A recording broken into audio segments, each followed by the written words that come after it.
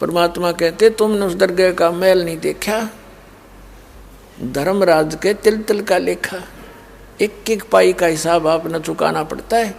और इस जैसे अभी आपको बताया कि पहले इस अज्ञानता में आपने कितनी गलती कर दी और कितने अपराध बन गए।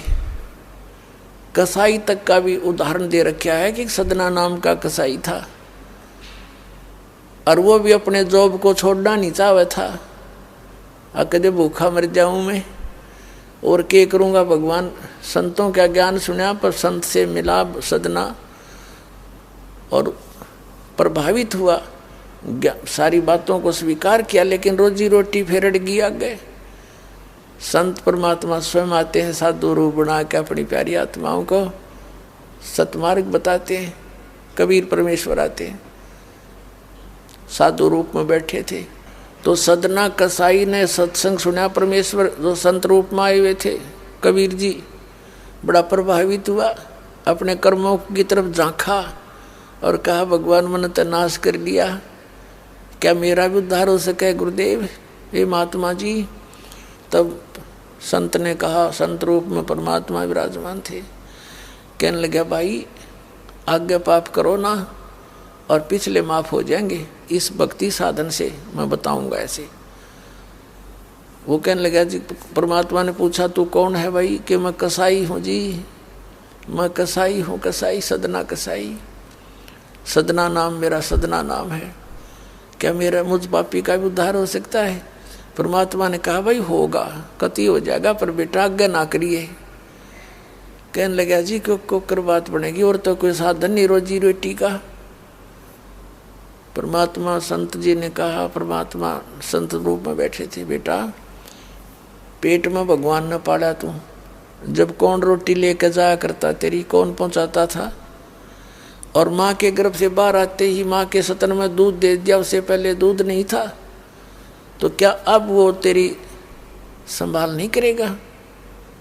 लेकिन ये तो एक हमने औपचारिकता सी बातें लगती हैं, क्योंकि हम दूसरे रंग में रंगे हुए। कहने लगा जी मेरा तो काम ना चले, बालक भूखे मर जाएंगे, मेरा तो और कोई काम नहीं, मैं तो नौकर हूँ एक कसाई का, और मन्नत यू काम करना पड़ेगा। तो परमात्मा ने सोची भाई ये तो सारे बांध रखे काल ने। कहा, परमात्मा ने कहा बेटा इसने छोड़ दे तू। तो सदना कसाई कहने लगा महाराज जी कुकर छोड़ो, भूखे मर जाएंगे, बालक नाम लेना चाहे उठे नहीं, मेरा उद्धार कर दो गुरुदेव, उद्धार कर दो, मैं तो कति नरक में गया। परमात्मा बोले भाई नो दोनों बात क्यों करोगी मेरे। फिर परमेश्वर ने सोचा चल भाई चाकस होती है इसकी, तो बहुत जबरदस्त इच्छा भगवान में।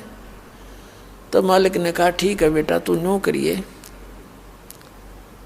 एक अपना लिमिट बना ले कि इससे ज़्यादा नहीं बकरे काटेगा,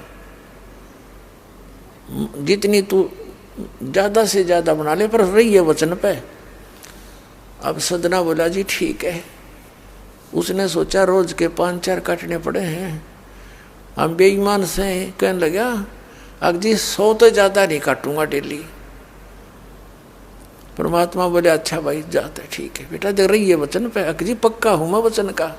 चला गया। अब क्या हुआ कि उस शहर में राजा की लड़की का ब्याह हो गया, बारात आ गई, और उसमें बकरे दारू चल रहे।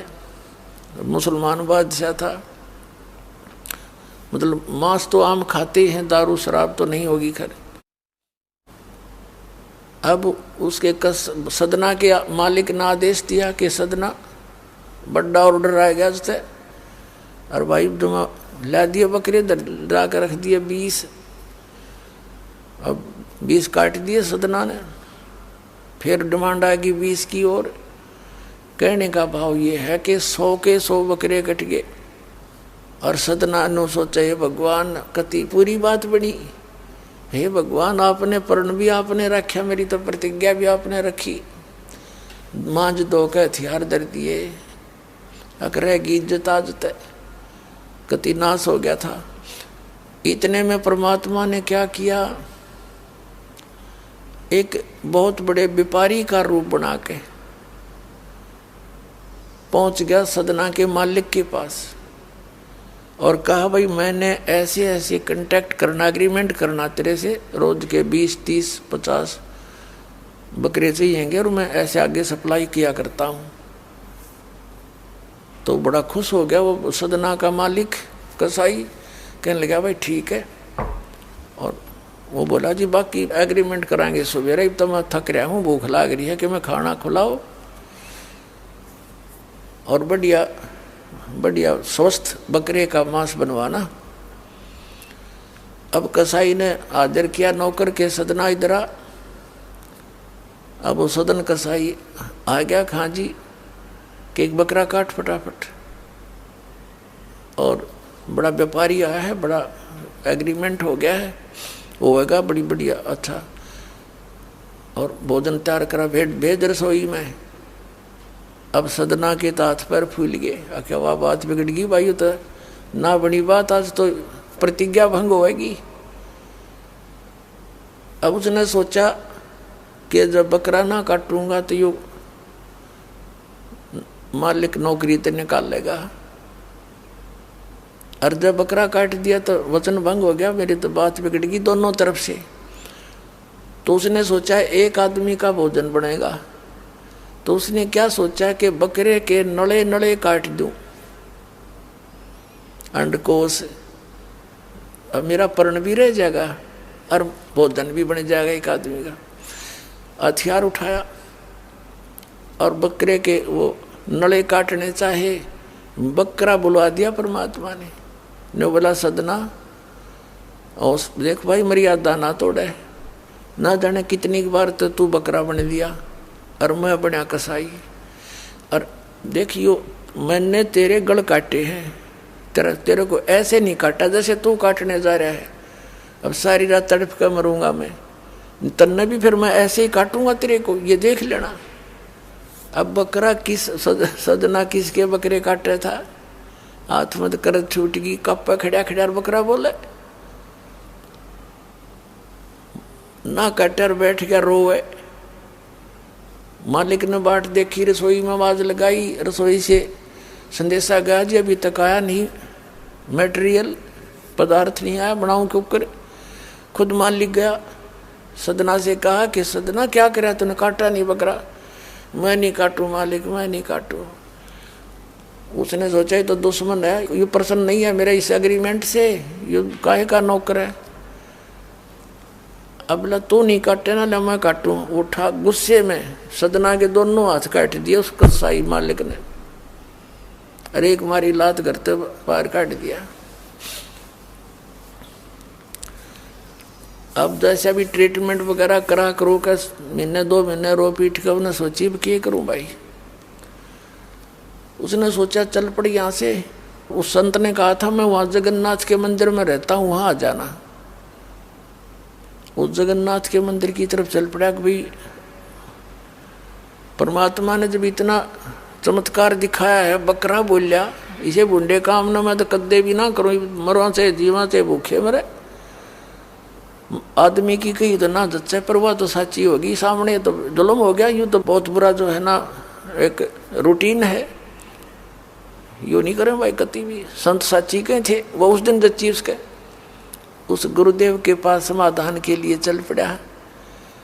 देख कहाँ तक बिजली गिरती है इस बूढ़े कर्मों से, कैसे फिर जो मालिक परम संत की शरण आ जा रक्षा कैसे होती है।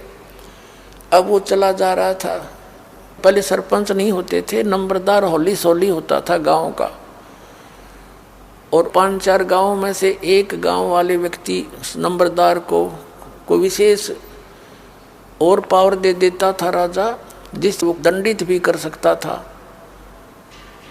अन्य किसी उनको।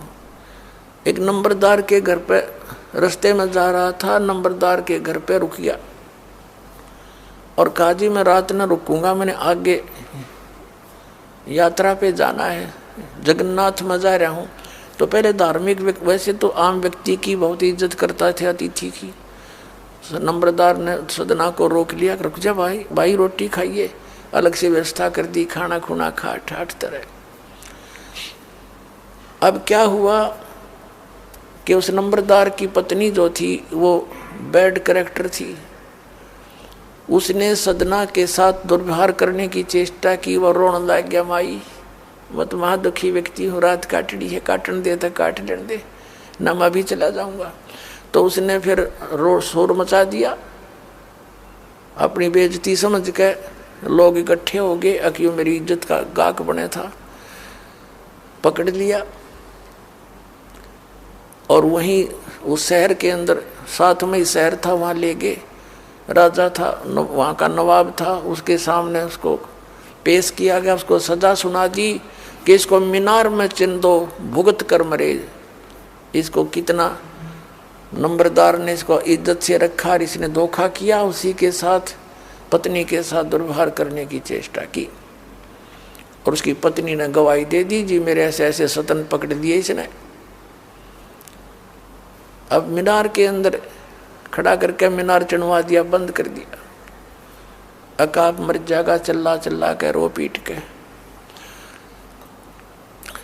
तब सदना ने अर्ज करी, है गुरुदेव मैं तो पापी आत्मा था, मुझे तो चाहे इससे बदतर मौत मार दो, लेकिन मुझे ये भगत कहे थे कि मंदिर में जावे ढेड इसे इसके गुरु होंगे, और ऐसा करता था ऐसा करता था। दाता आपके नाम पर बट्टा लग गया, तो मैं तो नीच था, चाहे इससे भी बुरी मौत मार देते। दाता इस भक्ति की इज्जत रखियो मेरे मालिक। इतना ही कहा था, वो सारा मीनार फट गया और ईंटें उन सरपंच के सर में लगी। उसकी पत्नी के दोनों सतन कट के वहीं गिर गए, खून चल पड़ा। और जिन्होंने ये संदेश सुनाया था, अन्याय का फैसला सुनाया था, उनके सर में ईंट लगी जा जाके। और देखा इतना आवाज हुई, आसपास सब भागे आए, देखने आए, और सदना के दोनों हाथ पूरे हो गए, कटे हुए नहीं रहे। बोलो सतगुरुदेव।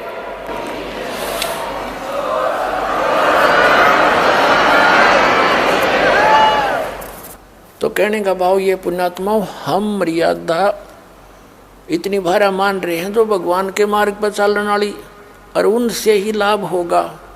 भाई जो गुरु बचन पे डट गे, कट गे फंद 84 के, कट गे फंद 84 के, कट गे फंद 84 के। भाई जो गुरु बचन पे डट गे, कट गे फंद 84 के।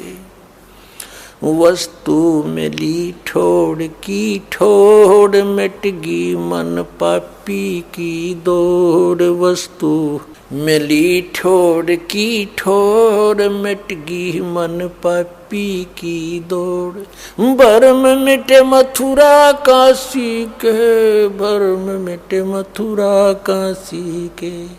भाई जो गुरु बचन पर डट गे, कट गे फंद 84 के।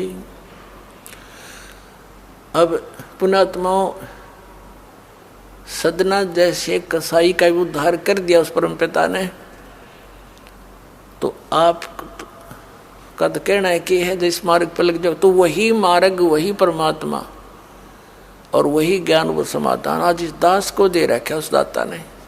इसका लाभ उठाओ, औरों को भी समझाओ, सच से परिचित हो जाओ। तो जब